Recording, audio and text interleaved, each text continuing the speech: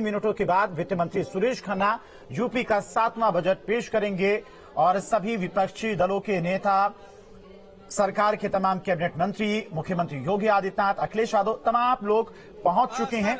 आज उत्तर प्रदेश इतिहास का सबसे बड़ा बजट आप लोग पेश करने जा रहे हैं, किस तरीके से इसको देखा जाए? देखिए, ये ऐतिहासिक बजट होगा। उत्तर प्रदेश के इतिहास में ये बजट मील का पत्थर साबित होगा और लोग महसूस कर पाएंगे कि वास्तव में उत्तर प्रदेश के इतिहास में सर्वग्राही, सर्वस्पर्शी ऐसा बजट है कि उत्तर प्रदेश के चतुर्मुखी विकास के साथ साथ इंफ्रास्ट्रक्चर के साथ साथ सबको साथ लेकर चलने वाला बजट है। अखिलेश यादव कह रहे हैं कि 2024 लोकसभा की तैयारी के लिए आप लोग ये बजट ला रहे हैं, न कि जनता के लिए। बुरी तरह से डिरेल्ड है समाजवादी पार्टी, उनके पास कहने को कुछ नहीं है।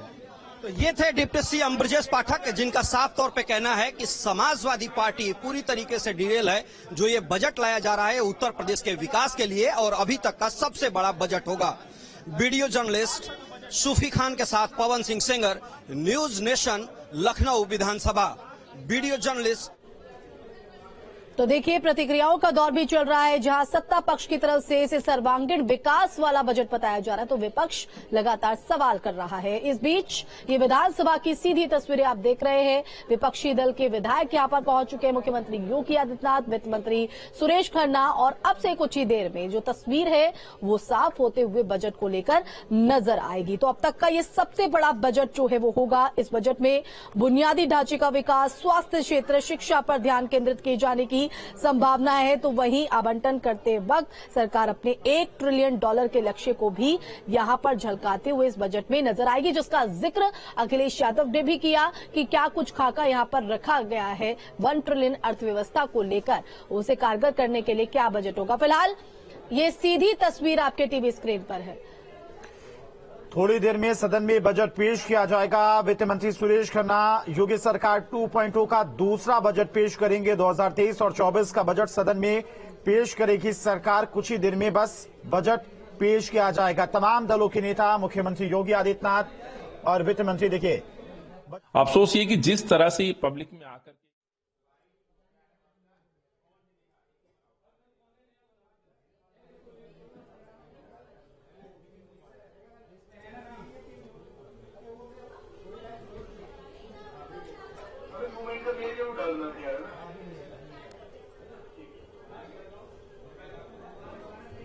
देखिए, वित्त मंत्री सुरेश खन्ना बजट पेश कर चुके हैं और सदन पर बजट पेश किया जा रहा है। तमाम दलों के नेता वहां पर मौजूद हैं और तालियों के साथ में वित्त मंत्री। मान्यवर, उत्तर प्रदेश 24 करोड़ की देश की सर्वाधिक जनसंख्या वाला राज्य है। हमारा प्रदेश न केवल भारत का सबसे बड़ा उपभोक्ता एवं श्रम बाजार है, अपितु गंगा के उपजाऊ मैदानों के किनारे प्रदेश में प्रचुर प्राकृतिक संसाधन विद्यमान हैं। देश की जीडीपी में प्रदेश का योगदान 8% से अधिक का है। मुझे ये बताते हुए हर्ष है कि वर्ष 2021-22 में प्रदेश के सकल राज्य घरेलू उत्पाद में 16.8% की वृद्धि दर्ज की गई, जो देश की विकास दर से अधिक रही। वित्तीय वर्ष 2023-24 के लिए जीएसडीपी में वृद्धि की दर 19% अनुमानित की गई है। यह भी अपने आप में एक बहुत बड़ी उपलब्धि है। वैश्विक मंदी के दौर में प्रदेश की अर्थव्यवस्था की विकास दर उत्साहजनक है। वर्ष 2017 से पूर्व प्रदेश की बेरोजगारी दर 14.4% थी। आज ये घटकर लगभग 4.2% हो गई है। ये प्रदेश की एक महत्वपूर्ण उपलब्धि है। मान्यवर, प्रदेश की राजधानी लखनऊ में दिनांक 10 से 12 फरवरी 2023 के मध्य यूपी ग्लोबल इन्वेस्टर्स समिट का भव्य एवं अत्यंत सफल आयोजन किया गया।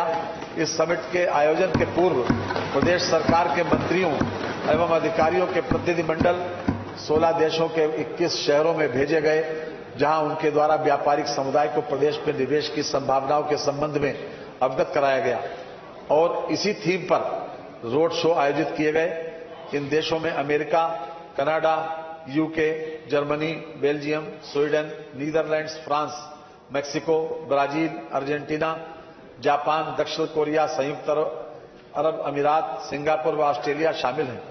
इसी क्रम में राज्य सरकार द्वारा भारत के 8 प्रमुख नगरों मुंबई, बेंगलुरु, हैदराबाद, चेन्नई, दिल्ली, कोलकाता, अहमदाबाद एवं चंडीगढ़ में रोड शो का आयोजन किया गया।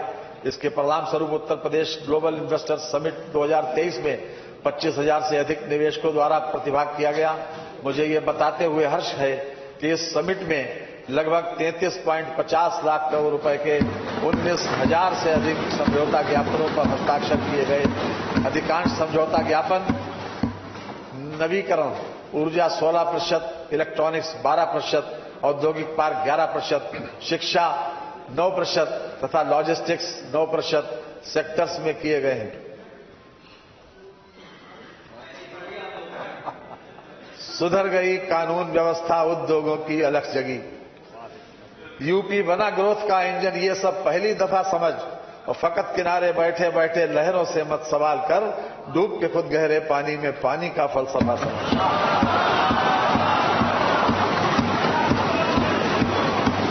मान्यवर,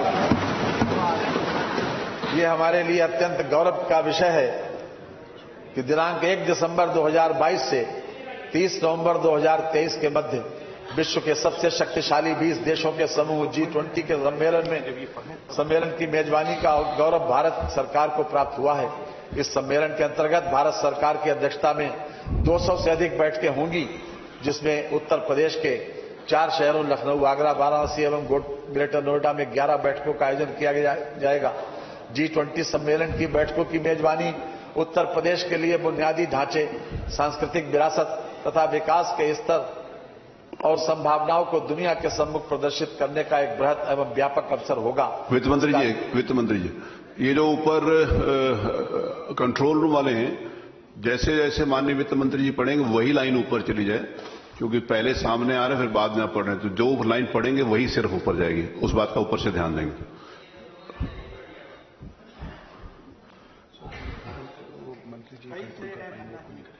ठीक है, वो जैसे भी आप कंट्रोल करेंगे उस हिसाब से। मैं क्षमा चाहता हूं, लेकिन मुझे ऐसा लग रहा था, मैंने निवेदन किया, बस विनम्र। चलिए, धन्यवाद आपका, बहुत बहुत धन्यवाद। मान्यवर, गवर्नेंस के हर पहलू पर हमारे तेजस्वी मुख्यमंत्री योगी आदित्यनाथ जी के नेतृत्व में समयबद्ध रूप से की गई प्रभावी कार्रवाई के कारण आज उत्तर प्रदेश कई क्षेत्रों में देश के अग्रणी राज्य के रूप में उभरा है। इनमें से कुछ प्रमुख कार्यक्रमों के संबंध में मैं इस सम्मानित सदन को समक्ष संक्षिप्त विवरण प्रस्तुत करना चाहूंगा। प्रधानमंत्री आवास योजना ग्रामीण एवं शहरी के अंतर्गत आवास निर्माण, ग्रामीण स्वच्छ शौचालय निर्माण, सूक्ष्म लघु मध्यम उद्योगों की स्थापना, स्मार्ट सिटी मिशन के अंतर्गत India smart city award contest में तथा PFMS पोर्टल पर DBT के माध्यम से लाभार्थियों को धनराशि हस्तांतरण करने में उत्तर प्रदेश में प्रथम स्थान पर है। दुग्ध उत्पादन, गन्ना एवं चीनी उत्पादन तथा एथेनॉल की आपूर्ति में उत्तर प्रदेश देश में प्रथम स्थान पर है। कृषि निवेशों पर किसानों को देय अनुदान DBT के माध्यम से भुगतान करने वाला देश में उत्तर प्रदेश पहला राज्य बना है।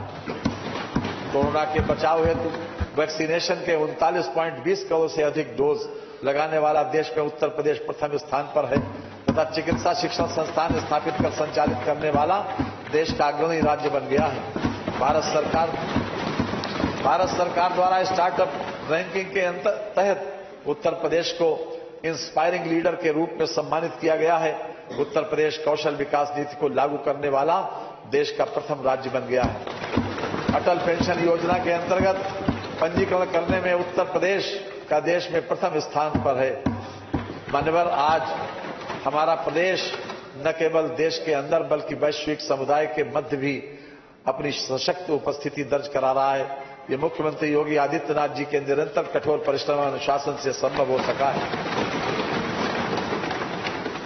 श्रम के जल से राह सदा सिंचती है, गति मशाल आंधी में ही हंसती है, छालों से ही श्रृंगार पथिक्का होता है, वो विपरीत परिस्थितियों में चलने के आदी हैं, मंजिल की मांग लहू से ही सजती है।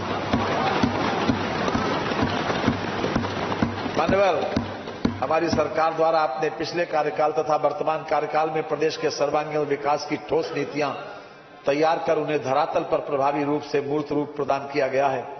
हमने न केवल प्रदेश में अवस्थापना विस्तार, निवेशानुकूल वातावरण तैयार करने और उद्योग स्थापित करने पर बल दिया, अपितु समाज के विभिन्न समूहों विशेषकर किसान, महिला, युवा, श्रमिक तथा आर्थिक एवं सामाजिक रूप से दुर्बल वर्ग के सशक्तिकरण एवं स्वावलंबन की दिशा में निरंतर कार्य किया।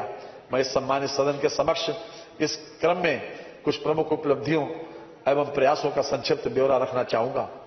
किसान, हमारी सरकार द्वारा प्रदेश के लगभग 46,22,000 गन्ना किसानों को वर्ष 2017 से अब तक 1,96,000 करोड़ रुपए से अधिक का रिकॉर्ड गन्ना मूल्य भुगतान कराया गया, जो वर्ष 12 से 17 तक की अवधि में किए गए कुल गन्ना मूल्य भुगतान 95,125 करोड़ रुपए से 86,728 करोड़ रुपए अधिक है।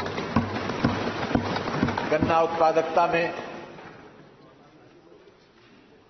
1,08,75 टन प्रति हेक्टेयर की वृद्धि से किसानों की आय में औसतन 349 रुपए प्रति कुंटल की दर से 34,656 रुपए प्रति हेक्टेयर की वृद्धि हुई है। इसके अतिरिक्त गन्ने के साथ अंतः फसली खेती से कृषकों को लगभग 25% की अतिरिक्त आय हुई। रबी विपणन वर्ष 2022-23 में 2,015 रुपए प्रति कुंटल गेहूं का न्यूनतम समर्थन मूल्य निर्धारित था। विपणन वर्ष के दौरान 87,991 किसानों से 3.36 लाख मीट्रिक टन गेहूं का क्रय किया गया, जिसके सापेक्ष किसानों के खातों में पीएफएमएस पोर्टल के माध्यम से 675 करोड़ रुपए का भुगतान किया जा चुका है। खरीफ विपणन वर्ष 2022-23 के अंतर्गत भारत सरकार द्वारा कॉमन श्रेणी हेतु रुपए 2040 तथा ग्रेड ए हेतु रुपए 2060 प्रति कुंटल मूल्य निर्धारित किया गया है। अद्यतन 62.66 लाख मीट्रिक टन धान क्रय किया गया, जिसके सापेक्ष सीधे किसानों के खातों में पीएफएमएस पोर्टल के माध्यम से 10.30 लाख किसानों के बैंक खातों में 12,000 करोड़ रुपए का भुगतान किया है। प्रधानमंत्री किसान सम्मान निधि योजना के अंतर्गत वर्ष 2022-23 में अब तक 51,639.68 करोड़ रुपए से अधिक धनराशि डीबीटी के माध्यम से किसानों के बैंक खातों में सीधे हस्तांतरित की गई। किसानों के निजी नलकूपों के क्षतिग्रस्त परिवर्तकों को निर्धारित समय पर बदला जा रहा है। प्रदेश के डाक जोन में किसानों को निजी नलकूप कनेक्शन देने पर लगे हुए प्रतिबंध को हटाने से 1 लाख किसान लाभान्वित हुए हैं। महिला एवं बाल विकास, बालिकाओं के प्रति आमजन की सकारात्मक सोच विकसित करने हेतु संचालित मुख्यमंत्री कन्या सुमंगला योजना के अंतर्गत प्रति लाभार्थी को 15,000 तक की धनराशि से लाभान्वित किया जा रहा है। वित्तीय वर्ष 2023-24 हेतु 250 करोड़ रुपए की व्यवस्था प्रस्तावित है। सभी वर्गों की पुत्रियों की शादी हेतु संचालित मुख्यमंत्री सामूहिक विवाह योजना हेतु 600 करोड़ रुपए की व्यवस्था प्रस्तावित है। अन्य पिछड़ा वर्ग के निर्धन व्यक्तियों की पुत्रियों की शादी अनुदान योजना हेतु 150 करोड़ रुपए की व्यवस्था प्रस्तावित है। ग्रामीण महिलाओं को स्वावलंबी बनाने के लिए महिला सामर्थ्य योजना के अंतर्गत महिला स्वयं सहायता समूह के माध्यम से गठन किया जाता है। योजना हेतु वित्तीय वर्ष 2023-24 के बजट में 63 करोड़ रुपए की व्यवस्था प्रस्तावित है। निराश्रित विधवाओं के भरण पोषण अनुदान योजना अंतर्गत वर्तमान में 32,62,000 निराश्रित महिलाओं को पेंशन दी जा रही है। इस हेतु 2023-24 के बजट में 4,032 करोड़ रुपए की बजट व्यवस्था प्रस्तावित है। प्रधानमंत्री सुरक्षित मातृत्व अभियान के तहत गर्भवती महिलाओं एवं धात्री माताओं को लाभान्वित किया जा रहा है। प्रदेश में जननी सुरक्षा योजना, जननी शिशु सुरक्षा कार्यक्रम, बाल स्वास्थ्य कार्यक्रम आदि संचालित हैं। प्रदेश में नियमित टीकाकरण के अंतर्गत अक्टूबर 2022 तक 95% बच्चों को टीका लगाया गया। मिशन इंद्रधनुष के अंतर्गत 36,82,000 से अधिक बच्चों एवं 10,31,000 से अधिक गर्भवती माताओं का टीकाकरण किया गया है। प्रदेश में कानून एवं शांति व्यवस्था को दृष्टिगत रखते हुए महिलाओं की अधिक से अधिक भागीदारी सुनिश्चित करने हेतु 3 महिला पीएससी बटालियन का गठन किया जा रहा है। युवा स्वामी विवेकानंद युवा सशक्तिकरण योजना के पात्र छात्र छात्राओं को टैबलेट स्मार्टफोन देने हेतु वित्तीय वर्ष 2023-24 के बजट में 3600 करोड़ रुपए की व्यवस्था प्रस्तावित है। उत्तर प्रदेश स्टार्टअप नीति 2020 के अंतर्गत कृषि, चिकित्सा एवं स्वास्थ्य, ऊर्जा, खादी, शिक्षा, पर्यटन, परिवहन आदि क्षेत्रों में स्टार्टअप को बढ़ावा दिया जा रहा है। प्रदेश में 50 इंक्यूबेटर तथा 7200 स्टार्टअप्स कार्यरत हैं। नीति के अंतर्गत पीजीआई लखनऊ आईआईटी कानपुर तथा नोएडा परिसर में आर्टिफिशियल इंटेलिजेंस के क्षेत्र में परिचालन प्रारंभ किया जा चुका है। इंक्यूबेटर्स को बढ़ावा देने तथा स्टार्टअप्स के लिए सीड फंड हेतु 100 करोड़ रुपए की व्यवस्था की गई। उत्तर प्रदेश सूचना और प्रौद्योगिकी एवं स्टार्टअप नीति के हेतु 60 करोड़ रुपए की व्यवस्था प्रस्तावित है। ग्रामीण क्षेत्रों में युवा उद्यमियों को एग्रीटेक स्टार्टअप्स की स्थापना के लिए प्रोत्साहित करने के उद्देश्य से एग्रीकल्चर एक्सीलेटर फंड के लिए 20 करोड़ रुपए प्रस्तावित है। प्रदेश के राजकीय माध्यमिक विद्यालयों में अध्ययनरत छात्रों को रोजगारोन्मुखी व्यावसायिक कोर्सेज स्किल्स में प्रशिक्षण देने की योजना के तहत कौशल विकास मिशन के माध्यम से 6 वर्षों में 12 लाख से अधिक युवाओं को प्रशिक्षित किया गया तथा 4,88,000 युवाओं को प्रतिष्ठित कंपनियों में सेवा योजित कराया गया। युवा अधिवक्ताओं को कार्य के शुरुआती 3 वर्षों के लिए किताब एवं पत्रिका क्रय करने हेतु आर्थिक सहायता प्रदान किए जाने के लिए 10 करोड़ रुपए तथा युवा अधिवक्ताओं के लिए कार्पस फंड हेतु 5 करोड़ रुपए की व्यवस्था प्रस्तावित है। रोजगार मनरेगा योजना के तहत अंतर्गत वित्तीय वर्ष 2022-23 में अब तक प्रदेश में 26,29,000 मानव दिवस सृजित कर प्रदेश द्वारा देश में प्रथम स्थान प्राप्त किया गया। राष्ट्रीय ग्रामीण आजीविका मिशन के अंतर्गत वित्तीय वर्ष 22-23 में अब तक लगभग 1,07,000 स्वयं सहायता समूहों का गठन किया गया है एवं 81,283 स्वयं सहायता समूह को रिवॉल्विंग फंड प्रदान करते हुए 3,497 स्वयं सहायता समूहों को सामुदायिक निवेश निधि उपलब्ध कराई गई है। प्रदेश सरकार द्वारा अधिकाधिक उद्यमों की स्थापना हेतु अनुकूल वातावरण का सृजन किया गया है।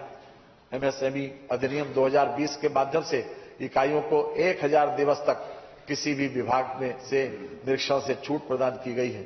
इसी प्रकार के निवेश मित्र के माध्यम से उद्यमियों को उद्यम स्थापना के क्रम में वांछित अनापत्ति लाइसेंस अनुमति आदि को प्राप्त करने की प्रक्रिया पूर्णतः लाइन करने की व्यवस्था की गई है, जिसमें उद्यमी समयबद्ध रूप से स्वीकृतियां आदि प्राप्त कर रहा है। सरकार के इन प्रयासों से वित्तीय वर्ष 2022-23 में 24 नवंबर 2023 तक 3,95,000 से अधिक उद्यम पंजीकृत हुए, जिसमें 25,64,000 से अधिक रोजगार का सृजन हुआ। एक जनपद एक उत्पाद वित्त पोषण योजना अंतर्गत 1,35,000 से अधिक व्यक्तियों को रोजगार प्राप्त हुआ। एक जनपद एक उत्पाद प्रशिक्षण एवं टूल किट वितरण के अंतर्गत अब तक 83,473 से अधिक हस्तशिल्पियों पारंपरिक कारीगरों को प्रशिक्षण एवं टूल किट वितरण किया गया। विश्वकर्मा श्रम सम्मान योजना के अंतर्गत 1,73,000 से अधिक लाभार्थियों को लाभान्वित किया गया। मुख्यमंत्री युवा स्वरोजगार योजना अंतर्गत 17,147 लाभार्थी लाभान्वित हो चुके हैं तथा रोजगार के 1,37,000 से अधिक अवसरों का सृजन हुआ है। उत्तर प्रदेश कौशल विकास मिशन द्वारा विगत 6 वर्षों में 12,50,000 से अधिक युवाओं को विभिन्न प्रकार के अल्पकालिक प्रशिक्षण कार्यक्रमों में पंजीकृत किया गया है। प्रमाणीकृत हुए युवाओं में से 4.88 लाख को विभिन्न प्रतिष्ठित कंपनियों में सेवा योजित कराया गया है। प्रधानमंत्री रोजगार सृजन कार्यक्रम के अंतर्गत अब तक 17,559 इकाइयां